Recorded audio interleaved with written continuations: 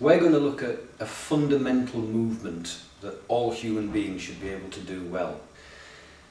We're born and we develop the ability to do this movement, and it's a squat. We're born able to do it very well. We unlearn the ability to squat well. And as we get older, people's capacity to do this very basic human movement usually gets worse and worse. The gym doesn't help as well. You'll see lots of people using all sorts of machines to strengthen their legs.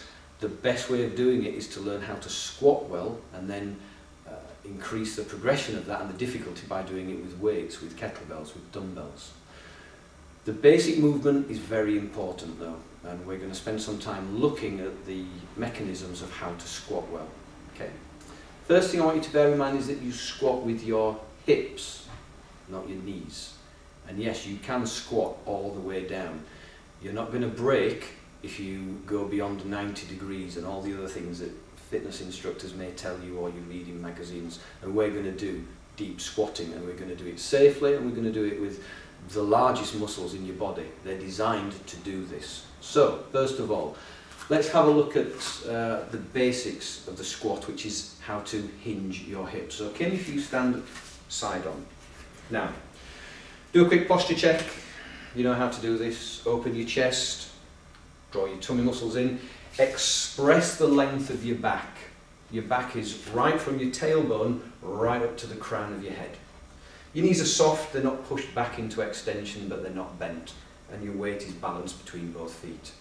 Now simply, I want you to imagine that you've got a chair that's about 2 or 3 feet behind you. I want you to mimic pushing your hips back to sit into that chair, but at the same time letting your arms float forward. And typically we're going to do this on an in-breath. So Kim, if you take a breath in and reach your hips back and let your arms go forward, stop there. And then breathe out and come back up. Don't go as deep on this next one. Just go about halfway from that. That's it, that's fine. And then push back up.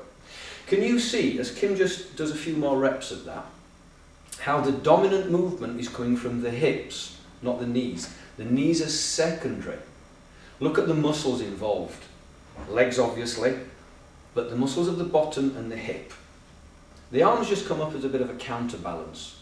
And what's also vital is that the shape of Kim's back doesn't change during the exercise. It stays in neutral, if you want to explain it that way. The hips don't roll under.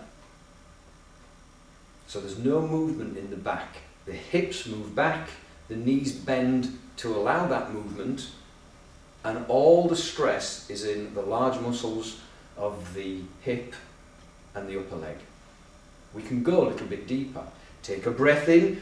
Now imagine that chair's got further and further back, so you need to reach your hips back further and further, and your arms up, okay, to counterbalance, and draw your tummy in a little bit more, and then drive up, all the way back up. So the up movement is quite dynamic. So we go down, we have a slight pause, and then the up movement is actually quite quick.